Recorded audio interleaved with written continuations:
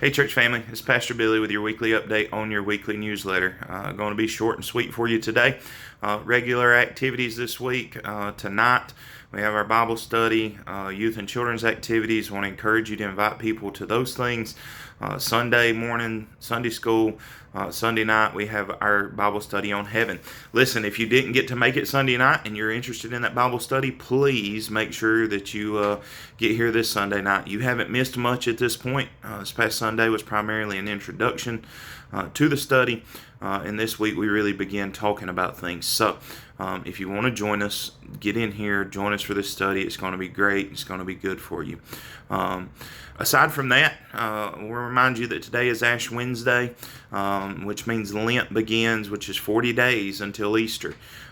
So with that, I want to challenge you guys. I know that it's not something that most Baptist churches traditionally participate in, but I believe it is a good thing to spend this time preparing your heart for what Easter means to us.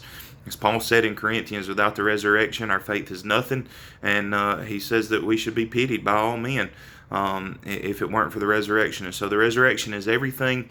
It means so much to our faith, and so I want to encourage you to begin preparing your heart and your mind for what Easter means as we look toward it.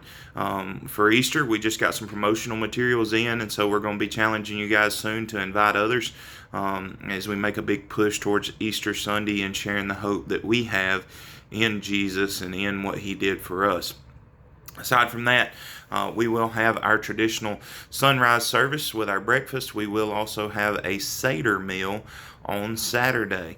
Looking forward to that as well. So all good things, and we're going to get a little busier as we get closer to Easter, and May is going to be a busy month, and then we've got the summer months coming behind that. So, but a couple other brief things just to point out to you. Here in a few weeks, we got Annie Armstrong's going to be starting the week of prayer. Is coming up, and so I want to encourage you to start praying about that and remind you that 100% of what you give to Annie Armstrong goes to the mission field. It's not tied up in administrative costs, salaries, or anything like that. It is money spent directly on sharing the gospel with people who need to hear it. So I want to encourage you. We've set our goal at $5,000. Begin praying about what God would have you give to Annie Armstrong this Easter.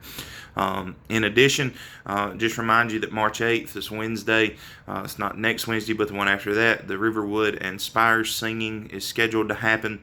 And then on Saturday, March 18th, Ansley Sanders would be Sam Selman's daughter. We're going to be having a baby shower for her.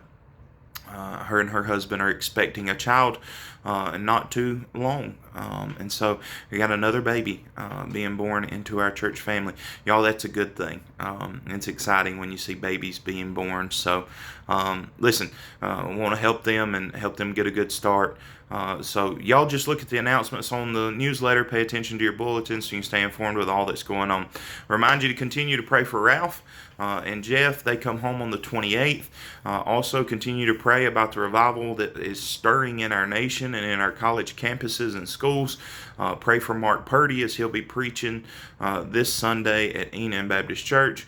And just continue to pray for our church and for all that's going on here.